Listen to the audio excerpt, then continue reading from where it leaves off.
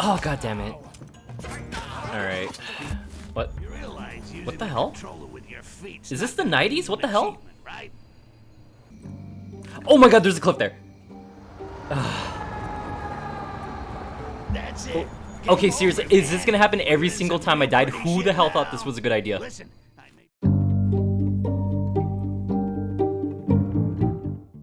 A while ago, I reviewed Styx, Master of Shadows, and I was caught off guard by how damn good this little stealth goblin game was. It had amazing level design, great mechanics, and what surprised me the most was how good the story was. This made me a fan of that lovable little green shit, and I finally decided to check out the sequel. With how much I liked the first game, I was very excited to see how the team improved the foundation they made. After playing and beating the game, I can confidently say I have some shit to talk about.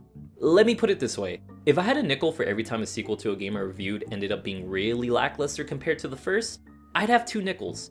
Which isn't a lot, but it's really weird it happened twice. If you want some context for my disappointment in this game, I recommend watching my review of the first game, but let me give you a rundown of the sequel. Styx Shards of Darkness takes place sometime after the first game, and our boy Styx is still doing what he does best. Stealing some shiny stuff, and being a smartass about it. Styx has grown a lot of notoriety since the last game, and now a human captain approaches Styx with a job offer. This captain is named Heledrin, and she is a large badass woman in armor. Which automatically wins a lot of points with me because large badass women in armor is one of my favorite genders.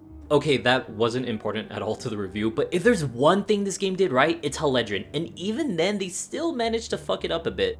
So this job will make Styx come at odds with the Dark Owls as he uncovers a massive conspiracy that multiple races are tied to, forcing Styx to navigate through multiple territories that belong to different factions. This is already a promising start, but before I could get more into it, let's talk about the gameplay. Styx is a stealth game where you're thrown into an incredibly large and detailed map that is just begging to be explored. And believe me, your exploration will be rewarded. Talking about the maps also lets me point out that the graphical leap from the first game to the sequel is massive. The first game looks dated, but it made up for it with its fantastic environment design. But now the second game looks great all around and still holds up in 2023 despite being a 2017 title. So each level gives you an objective and a waypoint, and from there it is up to you how you want to approach your destination. Do you want to stick above ground and run through the rooftops, or do you want to take the ground level and navigate the many twists, turns, and secret shortcuts the game has to offer? Both of these approaches are viable, and each map will give you a unique layout to navigate no matter what you pick. It also helps that the maps are all beautiful in their own unique ways. Sometimes you'll be out in a port city during the day where you can admire the architecture of this densely packed area. Or you'll be exploring an underground kingdom surrounded by rock walls with moonlight illuminating the area. If map design in the first game was your favorite part about it, you'll be happy to know that it's just as good in the sequel. But there is one problem. The only drawback the level design had in the first game is every level would end up being used twice, and sadly that also is the case here.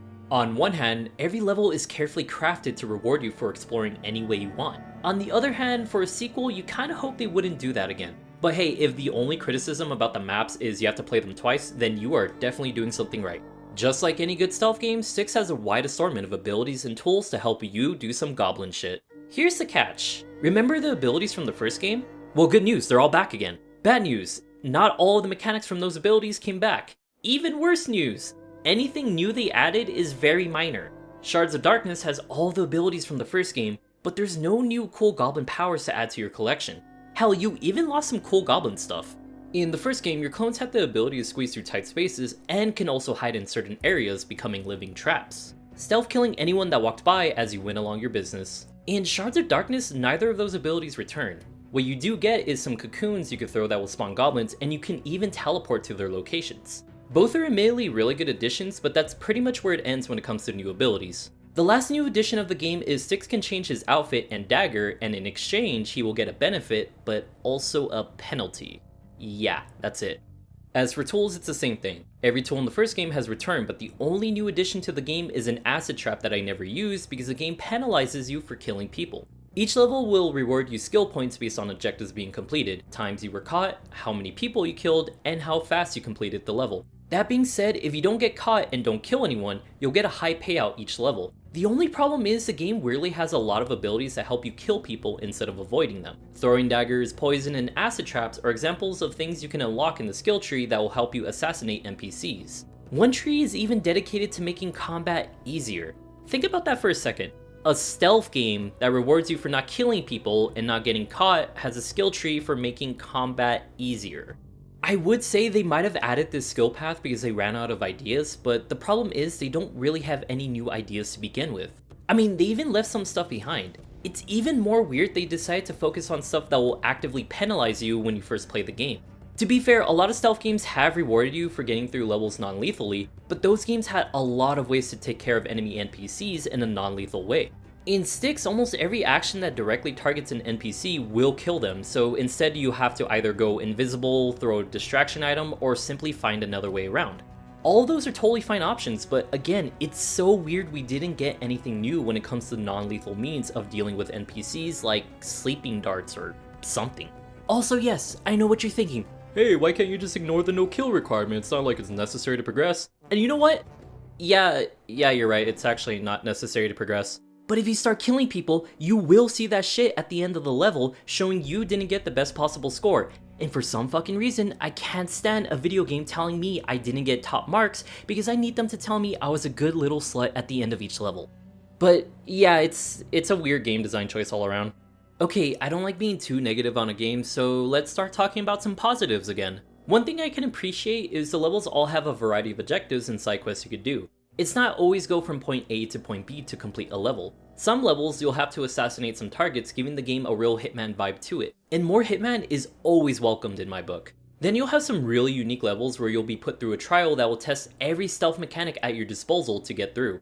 Again, this is great because even though you'll be replaying the levels, you'll at least have something different to do. Okay, time to be negative again. Man, this sucks. I hate being hard on a game, especially when I like the first one so much. So compared to the first game, I ran into way more bugs this time around. The first game had a bug that caused NPCs to get stuck in place, and that makes a return this time around. Which in a way is kind of funny, seeing how porting nearly everything from the first game into this game is a reoccurring theme.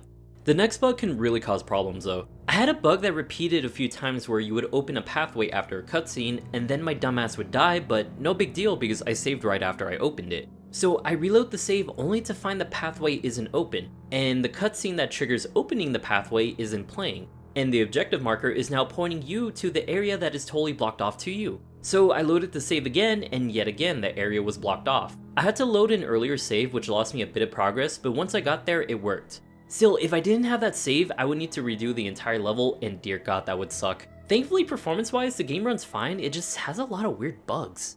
Okay, I was debating if I should mention this because it only happens twice in the game, but I might as well because both times were really bad. So this game has boss fights. It's not a new addition because the first game had one, but to be fair, that one was actually pretty good. This time around, boss fights can be boiled down to a very simple formula. There are objectives you need to reach, but when you show your face, the boss will attack you. So you show yourself, wait for the boss to attack, take cover, inch your way to the objective, and repeat in that order until you end the fight. Boss fights in stealth games have always been a toss-up for me. Sometimes it can be really good, and sometimes it can be pretty bad. This kinda lands on the bad side mainly because the formula of the boss fights are so basic and dry. It makes it worse when you think back to the first game where they actually had a really good boss fight, so you know they had a good formula, but they didn't use it. Okay, so in my first Styx review, I dedicated a portion of the video to the story, and that was mainly because I was surprised with how this little Goblin game ended up diving into themes of identity and free will.